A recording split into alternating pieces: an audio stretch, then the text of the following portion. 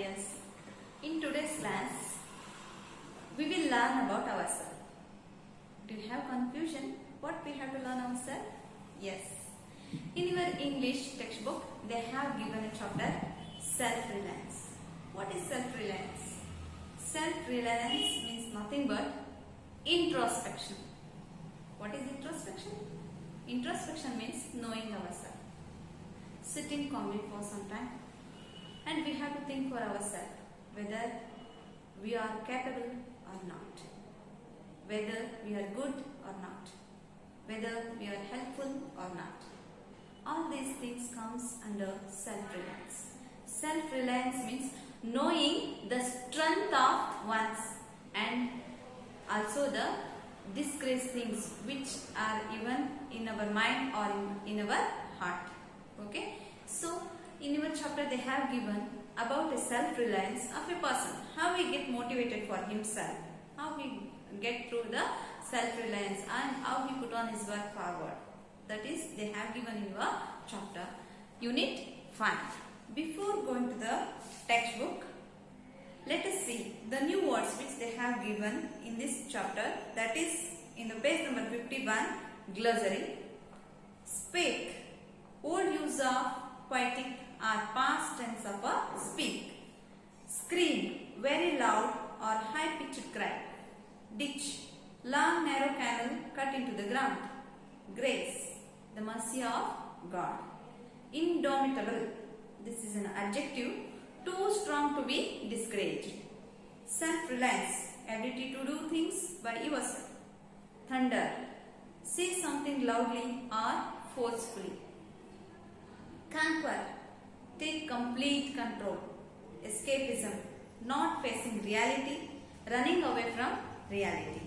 Suffer, tolerate, bear with. Self-delusion, imagination or dreaming. Imperceptible means gradual. Next, we should move on with our textbook. Let me open your textbook along with me. Page number 49, Unit 5, Self-Reliance. Before getting into the chapter, they have given some questions to you. You should answer for yourself, whether you are or not. Okay? Pre-reading task this is, means they are preparing you to listen the class carefully. A1, first question what they have asked is there a hero or anti-hero in you? It's not you. Is there a hero or anti-hero? Means hero or a villain. Is there in you? It is a question for you. You have to find the answer for yourself. Whether I am hero or an anti-hero. Next, is he noble or ignorable? Means, is he noble if there is a hero in you, or if there is anti-hero in you? Is he noble or is he ignorable?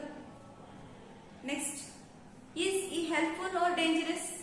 Means the hero in you, which he is present inside you, is he helpful to some other fellows or he is dangerous to someone? And when the hero in you wants to come out, do you usually suppress him or allow him to come out? That may be a hero or anti-hero. Whether he used to come out at some certain instance, whether you suppress him or do you allow him to come out as it is? Find out an animal in this book that feels ashamed for itself. Means in this book they have given a story of a person who feels ashamed for himself. You have to find it out for yourself by listening through the video or by seeing the video of this lesson. Okay? Yes, my dears. I hope you all come to know about yourself, whether you are hero or anti-hero, whether a hero in you is a noble or ignoble, or he is helpful or dangerous, or he allows everything in front of others, or he suppresses himself. Okay? Now, let's move on with your text, that is page number 50. Go through your textbook. I go on reading. First paragraph. That morning, I had lost all hopes in my future. I went out and sat under a tree in the field in a dejected mood. To divert myself, I began to watch a kid riding a bicycle at a distance. He must be practicing, I thought. Then, when I looked away for a moment, I heard a scream. I did not know what had happened, but the kid had fallen into the ditch. and he was screaming. The boy's bicycle was also in a bad shape. What happens? Once there was a person, one morning he felt bad for himself. He lost every hope of his future. Means he lost his dreaming about his life itself. He lost every hope of his future and he went out for a walk. And he sat down under a tree for some time by thinking for himself. In a dejected mood means in a bad mood. He is in bad mood. So in a field there was a tree and he sat under the tree, and to divert himself means to overcome from that sadness, he diverted himself his sight towards the kid who is riding a bicycle in that field. He is taken one bicycle and he was go on riding that, and he taught himself, the person who sat under a tree, he taught himself that the kid is practicing a cycle. He is practicing a bicycle. Then after a moment, what happened? I heard a scream. Means this person hears some scream, means crying. I did not know what had happened because he was watching and the boy was passed away, but he don't know what had happened actually. He left the sight from that boy, but the kid had fallen into the ditch. Then he came to know that the kid had fallen into the ditch. Ditch means gutter here. He has fallen into the gutter and he was screaming. He was crying for himself in a loud manner. Okay. The boy's bicycle was also in a bad shape. As it fell down, the boy's bicycle was also in bad shape. It has turned into somewhat bad thing. Then what happens in the next paragraph? I went to help him. The person who sat under a tree, he went to help that boy. No thanks, the kid replied. I can help myself. He seemed to be a self-reliant child. He did not want others to show mercy on him. What happens? For his surprise, he went to help him. But the kid said, no thanks, I don't want your help. I can help for myself. I'm okay. I will take my bicycle for myself and I will get up for myself and I will go to the home for myself. You don't help me. I don't want your help, like that the boy said. The small kid said like that, and the person came to know that the boy must be a self-reliant. Means he knows his strength and also he knows his defects. So by hearing that, what he did next, in the third paragraph, he picked up the broken bicycle and limped back to his house. Means here, what happened? The boy didn't took the help of that person. He took his cycle for himself, broken bicycle for himself, and he limped back to by his limp means his leg was already felt somewhat bad. So he was limped back to his home. And in the fourth paragraph, if this child can do this, the person is thinking like that, who sat under a tree. If this child can do this, you can also be a self-reliant person, can't you? I actually heard someone whisper in my mind. Grace seemed to have descended on me. I felt a strong urge to deal with my problems, my depression and my negative thoughts. Here what happens? In his mind there was a hero. In his mind there was a hero, and he said to himself that if a child can do this, if a child is self-reliant, why can't you? Why can't you overcome from your problems? Why can't you do this? He whispered himself in his mind. Then he came to know himself. Yes, I too have some strength. I too have God's grace. I too seem to be graced by God. And he felt himself very strong urge built within him to deal with his problems and also to overcome from his depression and also from his negative thoughts which have been in his mind until now. What happens next? In the fifth paragraph, I went home and picked up the book to read. It was Thus Spake Swami Vivekananda. On the page first opened, these lines appear. Once when my disciple pleaded his helplessness with Swami Vivekananda, Swamiji thundered, "What nonsense are you talking? Within you lies indomitable power. Only thinking I am nothing, you have become powerless. It is just escapism to say I am so miserable. Every man has his burden to bear." Means what happens?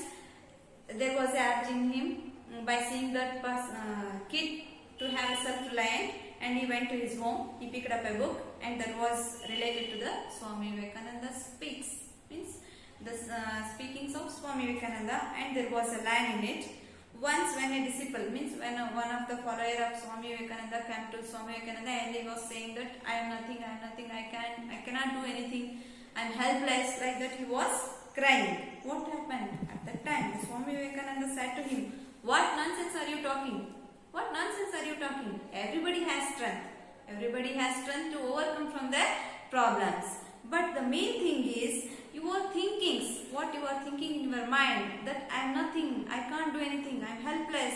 Those things made you helpless. Those things made you powerless. So you have to overcome from your problem for yourself. You have to took up your strength for yourself. It is escapism. What you are saying, I am helpless, I can't do anything, all those are just escapisms. That is not a facing problem. So you have to overcome for your problems from, you have to take care of your problems for yourself. Don't do the burden for others, like that he said. And he also said that I am so miserable is a not a thing. Here I am so miserable means I can't help, I am helpless means that is within you itself. The thinking had made you like that. Every man has his burden to bear, means on earth every person who have born has his burden to bear, has every problem for themselves, and they have to overcome for themselves. There is nobody to help them. Like that the Swami Vivekananda was written. So in 6th paragraph, Swami Vivekananda did not suffer fools, means here he is not giving any arguments with the fools, or he did not allow the fools to approach him, just because he need the person who have strength to analyze themselves, who have strength to overcome from their problems, who are ready to face the problems for themselves. For in 7th paragraph, if you are miserable, try to conquer your misery and try to be calm. Stand up, be bold, be strong, do not be weakling. Take all your responsibilities on your shoulder and know that you are the creator of your own destiny. Means here he is saying that if you are miserable, if you are helpless, then try to conquer your helplessness, try to conquer your mind, which bear those helpless or negative thoughts in your mind, and try to be calm. Stand up means you have to overcome those negative thoughts and be bold, be strong enough to face the problems. Do not be weakling, don't show your weakness to anybody, don't be weakened in your mind.